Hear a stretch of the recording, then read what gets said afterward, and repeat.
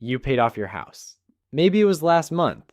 Maybe it was 8 months ago and you still haven't done anything deliberate with the money. You made that last payment, felt incredible for about a week, told yourself you'd figure out what to do with the freed up cash once things settled down, and then things settled down and you still haven't figured it out. The money shows up in your budget every month and sort of disappears, not into anything obviously bad, just into the general noise of being alive, slightly nicer grocery run, a weekend away, a home project that genuinely needed doing, and somewhere in the back of your mind, a number keeps appearing that you don't love. Here's what that number actually is. The median freed mortgage payment in America right now is somewhere between $1,500 and $2,200 a month. Over 13 years, the typical runway between payoff and retirement, that's $600,000 if you invest it, or $0 if you let it dissolve. $600,000 gone.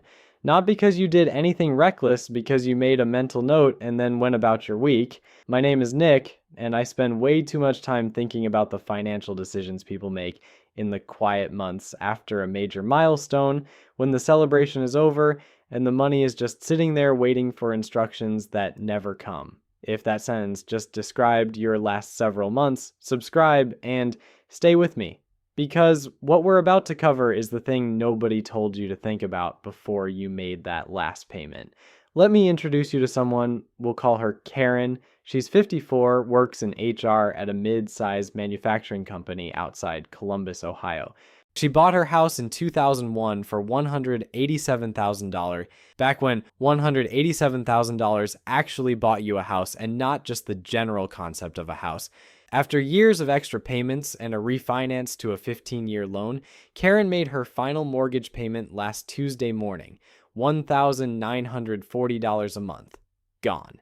She celebrated the right way, opened the wine, called her sister, took the Friday off work just to sit in the house and feel like it was hers, and it was a genuinely great week. Then month 2 arrived, the 15th came and went, and nothing left her account. And Karen, who had been budgeting around that $1,940 payment for over 2 decades, suddenly had $1,940 of unscheduled money sitting in her checking account. And she did what most people do. She made a mental note to do something smart with it, and then she went about her week. This is where the story goes wrong for most people. Not dramatically, not with one catastrophic decision, just quietly, 1 month at a time, through the slowest and most boring financial crime in history. The freed payment gets absorbed into the economy like water into carpet. Here's why that happens. Your brain is wired for pursuit, not possession. It's been chasing this payoff for 20 years, and the moment the chase ends, it starts looking for something new to pursue. There's even a name for this.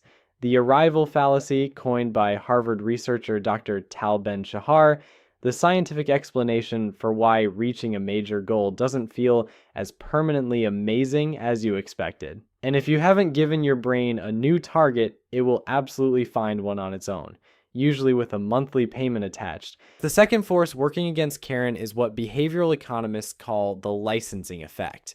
After 20 years of discipline, your brain has been quietly keeping a tab. The moment the mortgage disappears, it presents the bill. Not for anything outrageous, just for the slightly nicer car lease, the kitchen renovation you've been putting off, the streaming services you canceled when money was tight. Each decision makes complete sense. Together, they eat the freed payment whole. And Karen doesn't notice because nothing about it feels reckless. That's the trap. It doesn't feel like a mistake while you're making it. Let me show you how this plays out month by month, because the abstract version, lifestyle creep absorb the payment, makes it sound almost accidental. It's more deliberate than that, just deliberate in small doses. Month 1, Karen makes the mental note. Month 2, her car lease is up. She's been driving the same sensible Honda Accord for 3 years, and the dealer shows her the updated version, same monthly payment structure, slightly higher trim level. She can afford it now. She signs. There goes $340 a month. Month 3, she books the bathroom renovation she's been putting off since 2019. Just the one bathroom, not even the main one. A reasonable $8,400 project financed over 18 months because the contractor offers it. Another $490 a month. Month 4, she restarts the gym membership she canceled during the tight mortgage years, this time at the nicer facility with the cycling classes and the smoothie bar she'll visit exactly twice. Month 5, she upgrades the cable package. Month 6, she books a vacation she genuinely needed and pays for it on a credit card she'll clear over 4 months. None of this is reckless. That's the whole point. Karen didn't blow her freedom on anything stupid. She just let 12 small, reasonable decisions quietly consume a payment that, had she redirected it deliberately, would have become something extraordinary. Karen's freed payment is $1,940 a month. She's 54 and wants to retire at 67.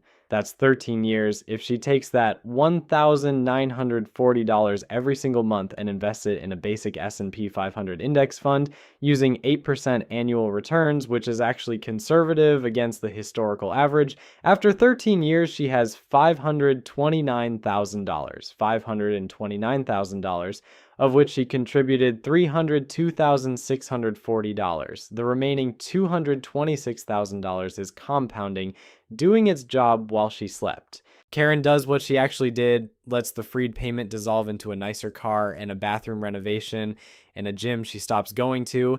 She has $0 in additional retirement savings and a bathroom that's probably already looking dated.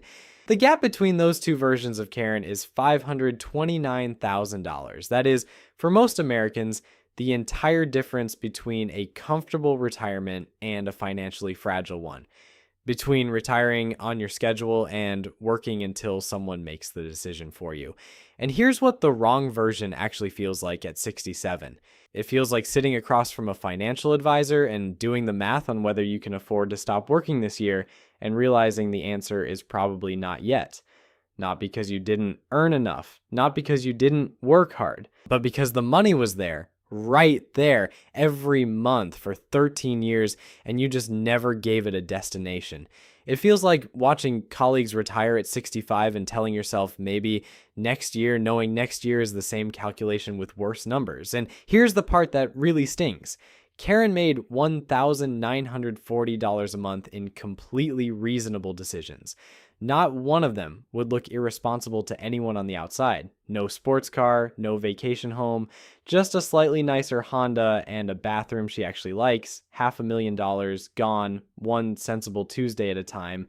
So how does Karen actually redirect this instead of losing it? And I want to be specific here because most financial advice at this point would say, make a budget and be disciplined. And I want to specifically not say that because willpower is not a financial strategy. The fix is almost insultingly simple. Automate the redirect before the money ever lands in Karen's checking account. The 15th of the month was Karen's mortgage payment date for 23 years. The lender took $1,940 on the 15th. Karen never made a decision about it because there was no decision to make. It was automatic. The most powerful thing she can do now is set up an automatic investment transfer for the 15th of next month. Same day, same amount, different destination. Her brain never labels it extra money because it never gets a chance to. It disappears the same way the mortgage did, automatically, before the checking account balance has a chance to look tempting. This isn't willpower. It's a 10-minute setup that overrides 20,000 years of human cognitive architecture. Do it first, before you decide where to invest, before you figure out the priority order. The most important thing is that the redirect is automatic before the money gets a chance to become extra. All right, here's the hierarchy that makes the most mathematical sense for almost everyone in Karen's situation in order. First, build a real emergency fund. I know, you came here for the investing part and I'm opening with emergency fund. But here's the thing. When Karen had a mortgage, her monthly expenses included that $1,940 payment. Now, they don't, which means her 6-month target just dropped by about $11,600. She might be closer than she thinks, but she needs to check. And she needs that money in a high-yield savings account. The best high-yield accounts right now pay around 4% to 4.2% annually. The national average at a traditional bank is 0.39%. If Karen has $30,000 sitting in a regular checking account, just in case, she's leaving $1,100 a year on the table for doing absolutely nothing. Move it, takes 5 minutes. Second, kill any high-interest debt. Credit cards, personal loans, car loans above 7%. Every dollar Karen puts toward a 22% credit card balance is a guaranteed 22% return, and no index fund on the planet offers that with certainty. If you're carrying revolving credit card debt, clear it before you put a single dollar into the market. Third, max out the tax-advantaged accounts. And this is where something genuinely surprising happens when Karen actually sits down and looks at this properly, probably for the first time in years. She pulls up her 401k. She's been contributing 6% of her salary to get the employer match, the same percentage she set when she was hired in 2009 and never revisited because the mortgage always had first claim on everything above that. She didn't know. And why would she? Nobody tells you this unprompted, that at 54 she can contribute up to $31,000 per year, not $23,500, which is the base limit. $31,000 because the IRS offers a catch-up contribution for anyone 50 and older, an extra $7,500 on top of the standard limit. She's been leaving nearly $18,000 in annual tax-sheltered space completely empty, not because she couldn't use it, because the mortgage was always in the way. It isn't anymore. She also opens a Roth IRA she's been meaning to start for years. The 2026 contribution limit for her age is $8,000 a year. That's $666 a month. And every dollar that grows inside it comes out in retirement completely tax-free, not tax-deferred, tax-free, permanently. So she puts $666 in every month, leaves it alone for 13 years at 8%, and that account alone reaches $182,000 at 67. The $78,000 in growth, never taxed, not a loophole. The account working exactly the way Congress designed it. Use it. One note, if your income sits above $165,000 as a single filer or $246,000 married filing jointly, the direct Roth phases out.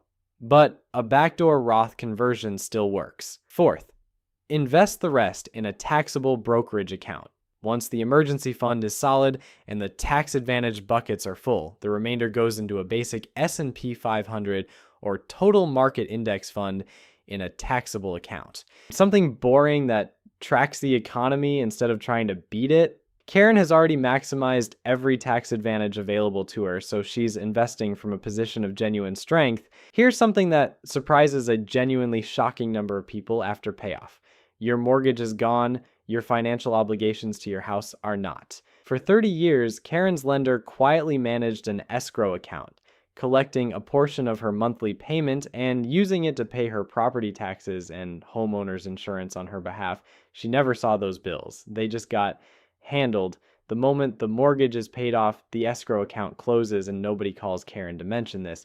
No helpful letter arrives explaining that her county tax assessor is about to send her a $5,200 bill in October, due in full, with a late payment fee schedule that reads like it was written by someone who has never experienced joy. No one from the insurance company says, "Heads up, your annual premium is now your problem." The system that held Karen accountable enough to make 276 consecutive mortgage payments extended exactly zero courtesy when it came to preparing her for what comes next. The fix: open a dedicated savings account, call it House Escrow, and set up an automatic monthly transfer covering your property taxes, insurance, and maintenance reserve, all divided by 12. Karen's property taxes run about $3,600 a year, insurance $1,800, and on a $310,000 house, she should reserve 1% annually for maintenance, another $3,100. Total monthly self-managed escrow, about $700. Set it up. Automate it. Karen's freed payment is now effectively $1,240 a month of genuinely available cash, was not $1,940 with a $5,200 ambush waiting in October. One more thing, because I see this happen constantly. Do not use your home equity as an investment fund. Karen's house is worth around $310,000. That's $310,000 in equity visible on Zillow, feeling real and substantial. And somewhere around month 3, Karen's neighbor mentions he just took out a HELOC, a home equity line of credit, and used it to buy a rental property. It worked out for him. Mostly. Karen starts doing the mental math. HELOC rates right now sit around 7.2% to 7.6%. So Karen would be borrowing at 7.2% to invest in assets that might return 8% to 10% on average. On paper, she nets 1% to 3% in a good year. In the years the market returns negative 20%, which happen regularly, without much warning, Karen is paying 7.2% on borrowed money while her investments are underwater, and her house, which she just spent decades making unencumbered, is collateral again. She just unpaid off her house to feel clever about investing. That is not a move I can endorse with a straight face. The home equity Karen accumulated is insurance, the asset she can liquidate in a genuine worst-case scenario, the thing that means she will never be truly destitute as long as she owns it free and clear. That is worth more than any spread between a HELOC rate and a market return. Use the monthly cash flow to invest. Don't borrow against the house to invest. These feel like similar strategies. They are not. Let me show you the other version of Karen, the one who sets up the automatic transfers on month 1 instead of making a mental note, where she puts $666 a month into her Roth IRA and bumps her 401k to use the full $31,000 catch-up limit, redirecting the freed mortgage cash to cover her take-home gap. She funds her self-managed escrow at $700 a month and builds her emergency fund over the first 4 months in a 4.1% high-yield savings account. She keeps $300 a month for intentional life spending, the Italy trip she's been putting off, a nice dinner twice a month, things that go on the calendar and are actually enjoyed. What does that look like at 67? Her Roth IRA alone holds roughly $182,000 every dollar of growth tax-free. Her 401k contributions compound on top of whatever she's already accumulated there. Her taxable brokerage account adds another $200,000 or more. Total additional wealth built from the freed payment, somewhere between $450,000 and $550,000. She didn't get a raise, she didn't start a side hustle, she just redirected money that was already leaving her account every month and pointed it somewhere useful instead of letting it dissolve into reasonable Tuesday decisions. That's it. That's the whole strategy. Here's what I actually want you to take away from this. Most of the financial stress people carry through their 40s and 50s comes from having no margin. Every unexpected expense is a crisis because there's nowhere for the money to come from that doesn't disrupt something else. The mortgage was the main reason for that. The immovable object that everything else organized itself around. That's gone now. And what replaces it, if you're deliberate, is real margin. The kind where a $6,000 HVAC replacement is annoying, not catastrophic. On the kind where you can change careers at 55 because you're not one missed paycheck from losing the house. The kind where retirement is a choice you make, not a deadline someone else imposes. But that margin doesn't appear automatically. It appears because you build it deliberately in writing before the first paymentless month arrives and the licensing effect and the reasonable Tuesdays start making decisions on your behalf. You didn't spend 23 years making mortgage payments to stop here. You spent 23 years to get to the starting line of the next thing. The only question is whether you recognize it before the good pasta budget expands to absorb the evidence. So here's my actual advice. The week you make your last payment, not after the celebration, not when things settle down, the week of write down the number and right next to it exactly where it goes. Self-managed escrow, emergency fund, Roth IRA, 401k, intentional life spending. Then set up every automatic transfer before the first paymentless month arrives. Not because it's complicated, because the alternative is Karen's bathroom, and Karen's bathroom is very nice, but it is not $529,000 nice. If this changed how you're thinking about what comes next, hit the like button and subscribe. I put out new videos every week that do to conventional financial wisdom what I just did to Karen's renovation budget. And if you're still working toward the payoff, trying to figure out whether to accelerate it or invest the extra cash instead, drop that in the comments. It might just be the next video.